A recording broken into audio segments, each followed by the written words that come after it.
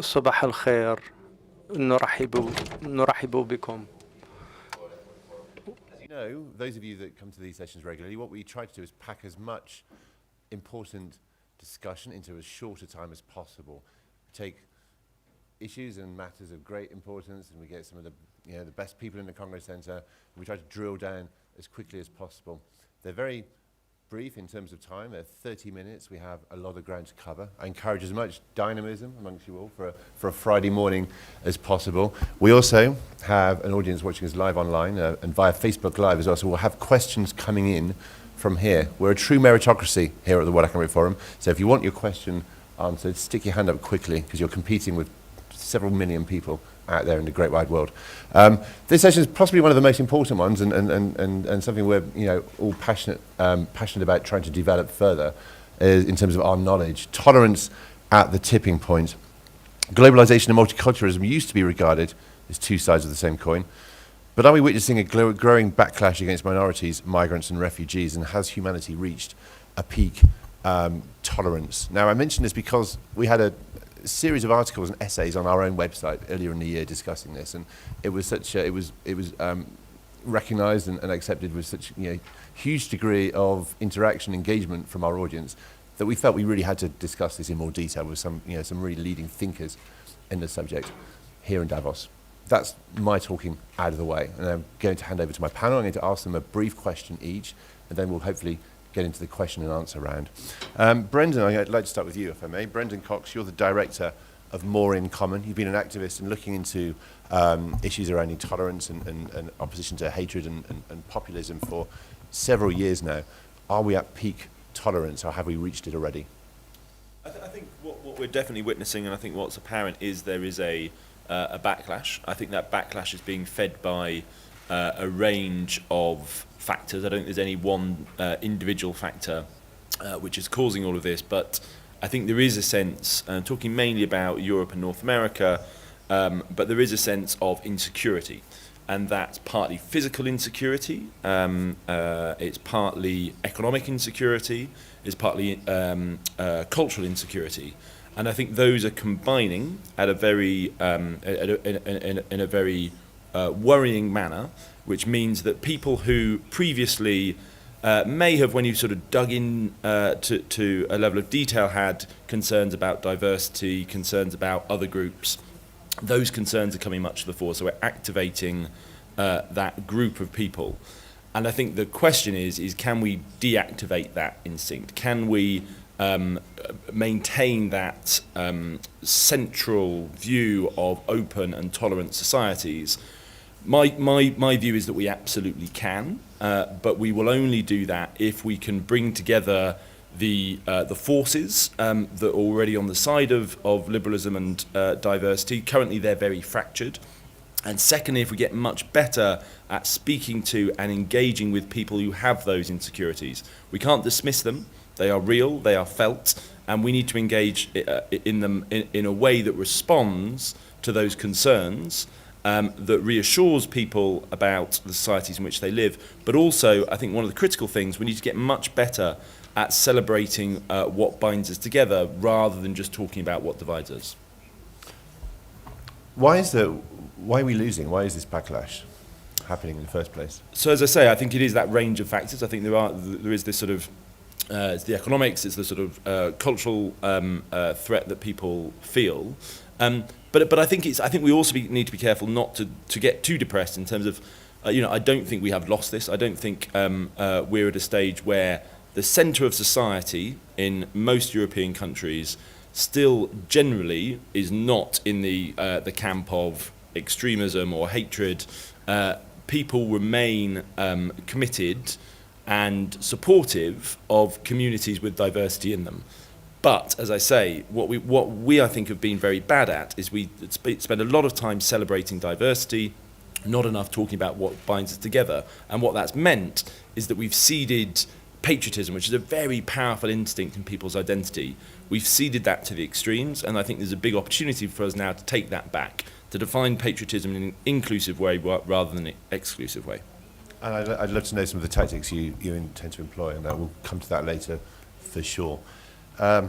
Senator Ratner Omidvar, you're a Canadian national. You've been in government for a while. You've just passed a bill through Parliament.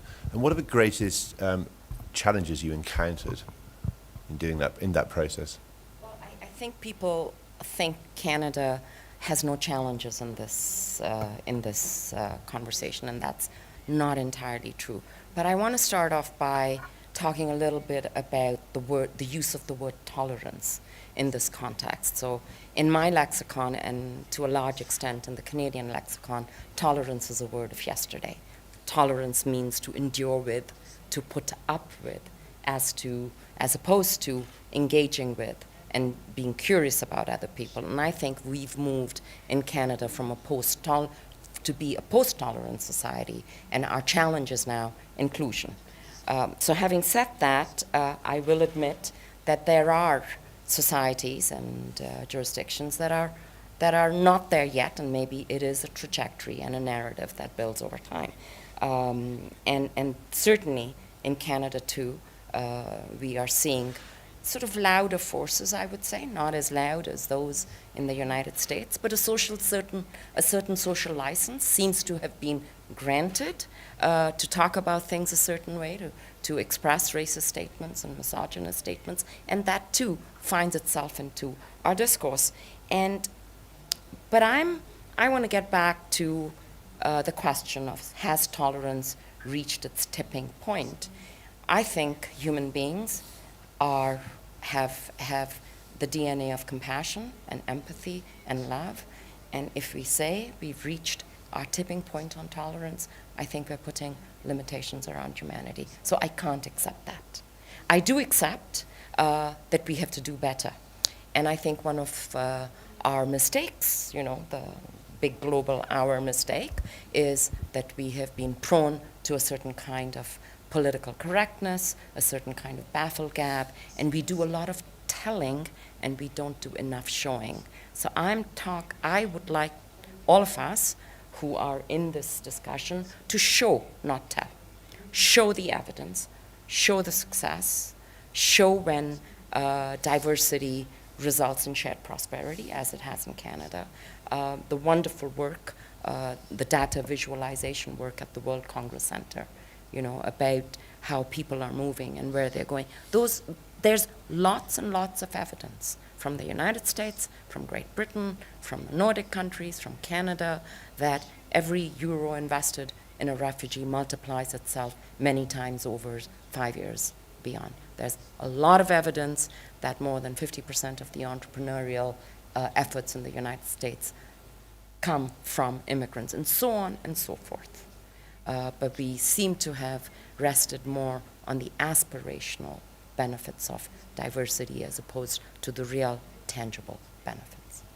So I'm just reminded of a session we had on Tuesday, I believe it was. The days do blur, but it was on forecasting failures, and we're trying to explore the difficulty experts have in predicting. So we talked about economics, but also in terms of trying to understand from a psychological perspective, and I believe it was Molly Crockett from Oxford University was talking about the difficulty of the bias that forecasters have when it comes to economic self-interest rather than the most powerful emotional drivers. And I'm just wondering, maybe there's more of a comment, that all this evidence-based statistics on the benefits of migration sometimes doesn't work, and it's not hitting home at the moment. I think you have to complement that with connecting the heart and the mind.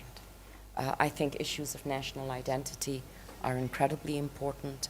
I think a certain amount of social engineering is required. I read a blog on the World Economic Forum, which spoke to me, by Nairi Woods. And the easiest way of helping people understand each other is to learn another language. Now, if all of us in schools, in colleges, started to learn another language opens up a whole different world. So I would say there are things we can do, but it is making that connection between the heart and the mind, and we often miss that.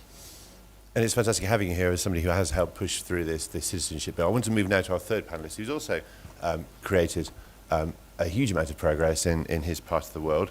Sheikh Abdullah Bayyah, you're the president of the Forum for Promoting Peace in Muslim Societies. And I have here the Marrakesh Declaration, which is the on the rights of religious minorities in predominantly Muslim majority communities. And my question to you, sir, is how difficult was this process, and what is it achieving now that it's in operation?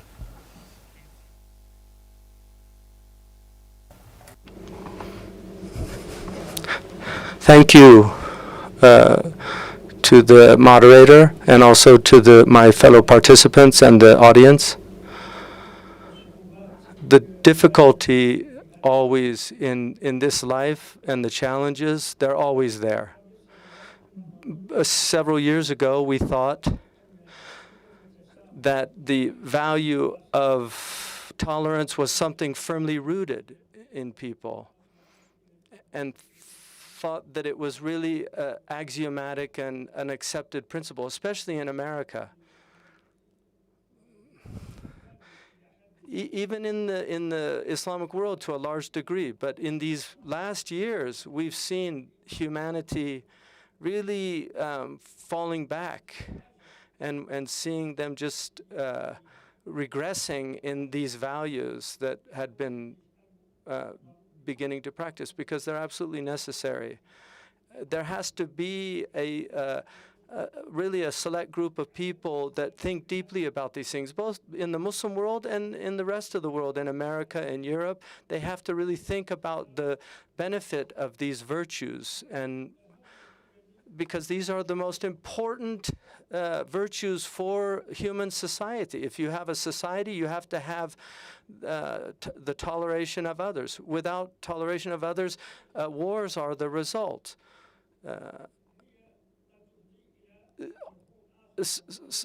Sometimes tolerance can lead to a recognition of the other. Recognition of the other, it's a higher virtue. The Quran says we made you nations and peoples in order to know one another. So this idea of knowing each other, of engaging the other, this is a mutual thing. Each one engages the other. Tolerance it's something that you bear the other, but this idea of acknowledging and recognizing the other, it's something higher, because you have to know the other, and if you know the other, then you'll see that he's equal to you as a human being, and then these difficulties begin to dissipate. When we saw a lot of these protests and the Arab Spring in 2011, I got together a group of scholars to really think deeply about this problem of conviviality in the Muslim world, because we saw this problem with the minorities that they weren't with, because they weren't part of the majority of the religious community of Muslims. They were persecuted, and so we wanted to think, how can we treat this? But we needed to do it from within the religion itself, because the problem was a misunderstanding of the religion. So we looked, how could we do this from within the religion itself? So we began to study this deeply, and I got a group of scholars together to do this. And in the end, we came to the conclusion that this idea of equal citizenship, also the social contract, this contractual citizenship, that this is the most appropriate way to work in the time that we're living in. And we have, from 1400 years ago, a covenant from the Prophet that actually established equality of the different religions in the city of Medina. And so we brought Christians, we brought Jews, we brought Yazidis, we brought Hindus, we brought all of these different groups came, and so we brought them together to really present this covenant, and it's similar to Helsinki's declaration. And so this took a lot of time. We really worked hard on it. And we had to first convince the others that this is actually sound and it's from the matrix of our own religion. And it's appropriate for this time. And it's a very high level of tolerance. It's not the low level of tolerance.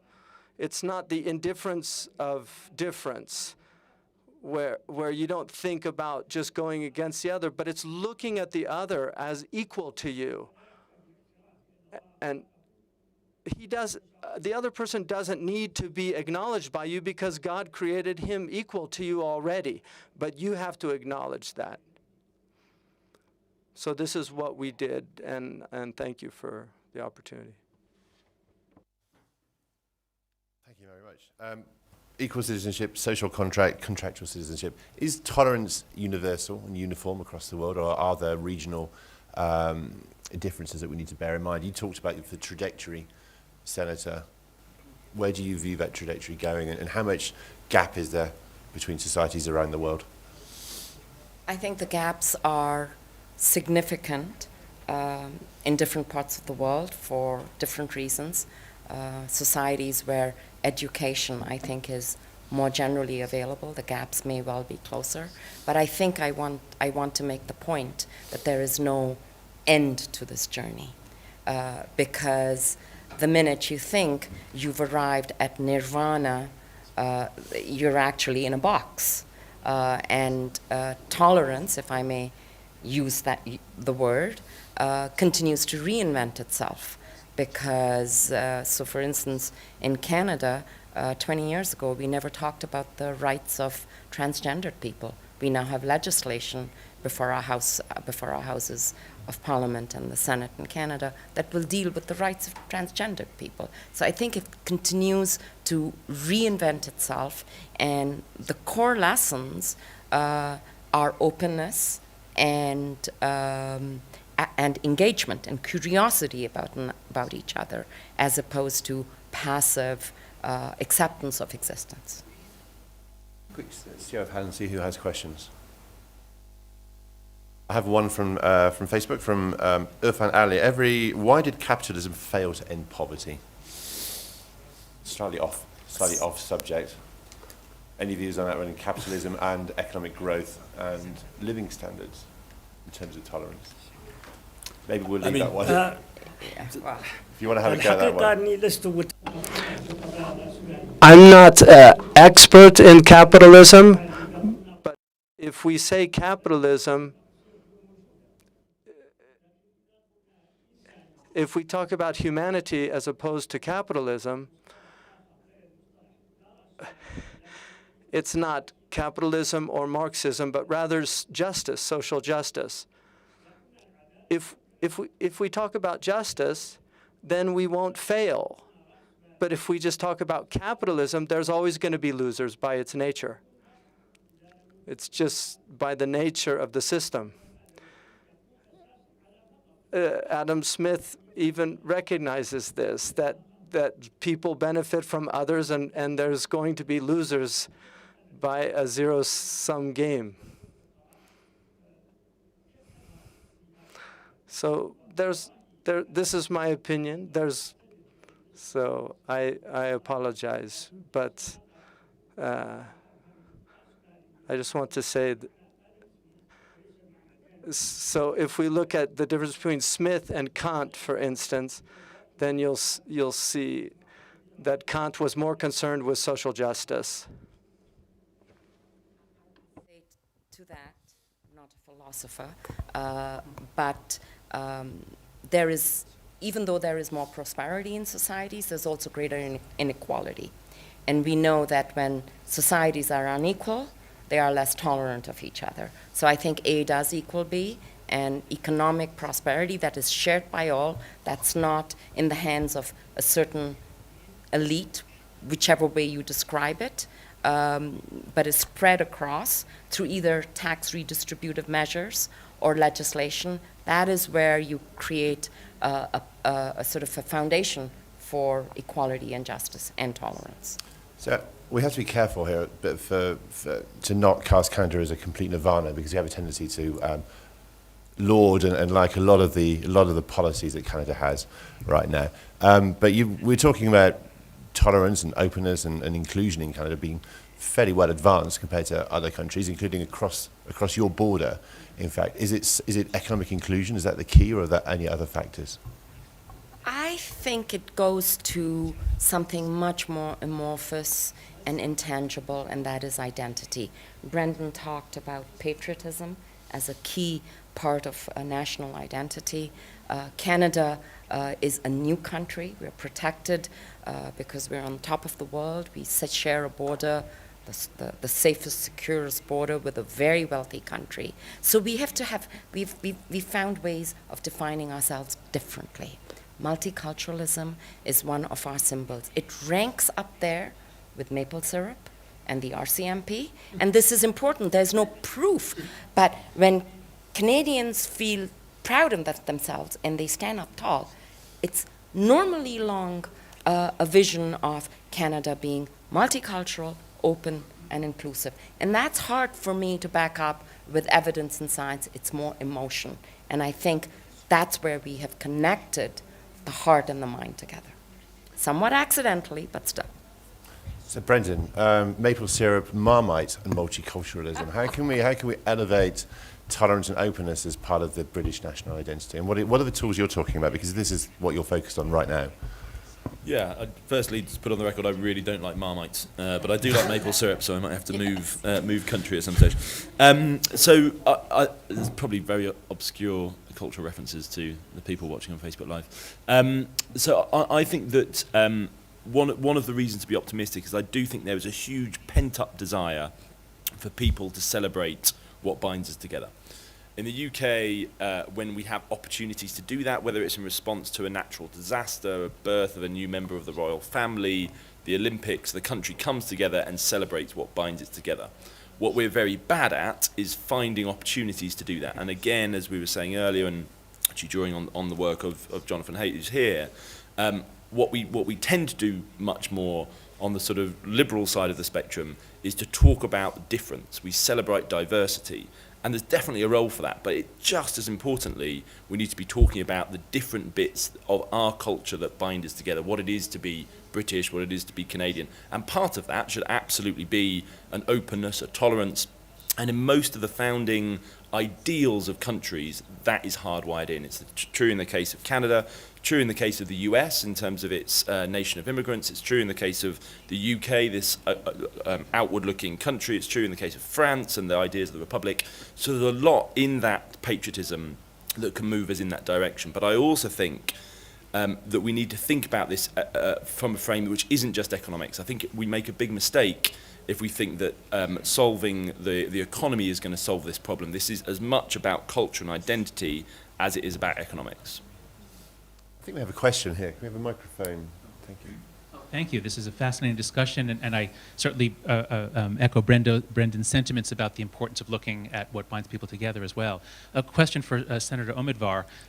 Canada, speaking as an American, Canada certainly seems to be more successful in its immigration policies, in multiculturalism, and I wonder how much of that is because you have what seems to be an intelligent and thoughtful immigration policy, and you have much more high-skilled immigrants, probably much easier to assimilate than in the United States. Do you think it is wise for countries in Europe and North America to be looking at the immigrant flow and deciding that this group, these people, these individuals, yes, we'll take them and they'll be easier to assimilate, but those, no? That's a very good question. Canada's secret, our recipe for success, is, I think, made up of a number of really powerful ingredients. One, of course, is the lack of boundaries we put around our national identity and how we think of ourselves. But the second is a very carefully managed migration policy. We pick, we select every immigrant, every refugee, every parent, every spouse, everyone who deserves of our compassion. So it's a very high-touch system. Now, our geography lends itself to that. But what we do, and so I can't lend you my geography in Europe, but what I can lend you is an aggressive integration strategy. We back up our investment in selection with a highly articulated investment in integration. Close to $900 million a year. Now, we're a small country, so that's a big figure, and that's only the federal figure. It does not take into account what provincial levels of government will invest in migrant education, immigrant labor market integration. It does not take into account what local governments have done in terms of re-engineering their police forces to look more like the people who they are supposed to police. So this, I think, it's been a trickle-down investment that is hard for me to put a figure value to, but I think that is the secret we can export. And if I can just build on that, I think it's definitely partly the who, but it's also the how, as you're saying. Mm-hmm. And that how, the thing which is most disconcerting to the public about migration is when it feels there isn't process, there isn't order, it's out of control. It's that particularly sort of resonates and scares people. And where you can show process, fairness and order, you tend to have much higher levels of confidence in migration, and you also then tend to have much higher levels of confidence in integration. It's such a shame we've run out of time so quickly in these sessions, because we could go on for a long time. I'm just going to sum up a lot of the comments I've been keeping an eye on Facebook Live. It's Hunain Ali saying, respect each other's culture. That's my point of view. And I'd say 99% of the comments have been around that particular line. For the next couple of minutes, I just want to look ahead 5 years from now and think about what kind of society we'll be living in, whether it's more inclusive, more open, more tolerant, or less so. Maybe Sheikh, perhaps you could give your view of how you view your society and your part of the world.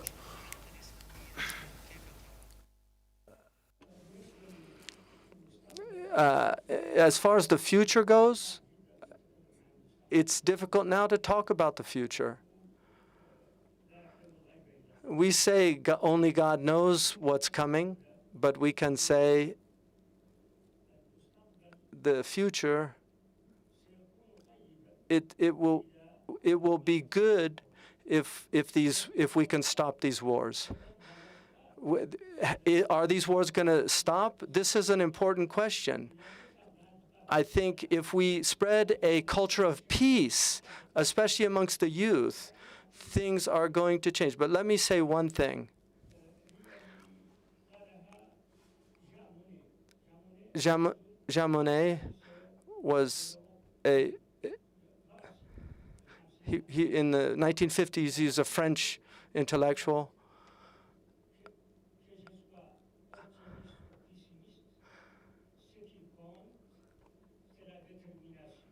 I'm not a French speaker, I apologize.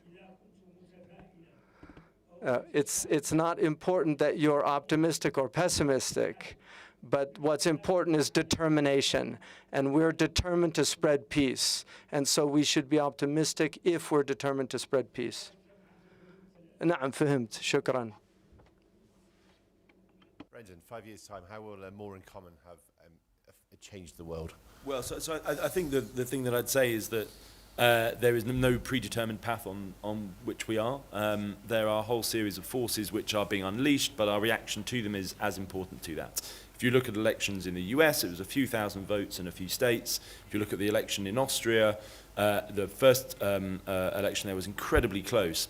So it depends on how we organise ourselves and our agency. So if we sit back and wait for the next 5 years to unfold, I think we have a lot of reasons for pessimism. I think a lot of the trends that we've talked about, whether that's migration, whether that's economic insecurity, whether that's the fourth industrial revolution, will create huge challenges. But I also think there's a lot of reasons to be optimistic. I think the younger people tend to be more progressive and tend to be more tolerant. There is as you become more educated and more diverse as a country, you tend to become more tolerant. So there's big demographic things on our side. I also think that we're nowhere near tapping into the strength of the political centre, that sort of sense of tolerant and open societies. At the moment, the structures are very diffuse and very disorganised. What you've got on the populist right is a resurgence of organisation and activism, and we need to create that equivalent in the political centre to reassert that. And if we do that, I'm very confident that in 5 years' time we can be living in a world where we look back on 2016 not as the beginning of a decline, but as a wake-up call that pushed us back together. Senator, you passed your bill in September this year, I believe. It's still before the Senate. It's still before the Senate. Still being contested. Still being contested. And that's why even in a country like Canada, we cannot take support for multiculturalism for granted.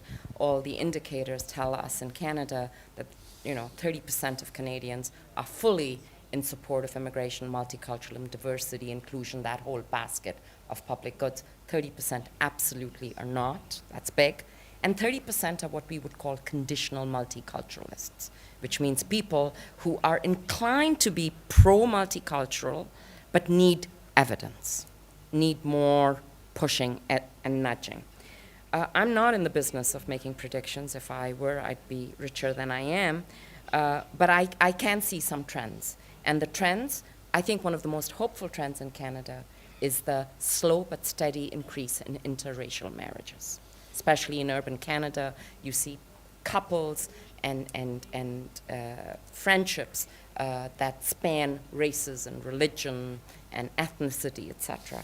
But I am also somewhat pessimistic, especially after listening to everything at Davos about the huge displacement that seems to be coming our way through artificial intelligence, where more people will lose their jobs. And it seems to me that no one has the answer to how those who will be displaced by technology, yet again, will be retrained, will be redeployed. I do worry about inequality fraying at the edges of all our societies, Canada or not. Well, it's been the main theme of this year's meeting. And how do we move to a model which is inclusive and sustainable? Thank you very much for joining. I know you all have important meetings to go to. Thank you all for joining us over here. Oh, sir. كلمة. Of course. قولوا كلمة. Na'am. I just want to say one word. I want to take this opportunity, this meeting. I want to just call all the people of good intentions that we have to organize, we have to join together to fight this hatred and this war. I don't say, like Marx said, workers of the world unite. I say good people of the world unite.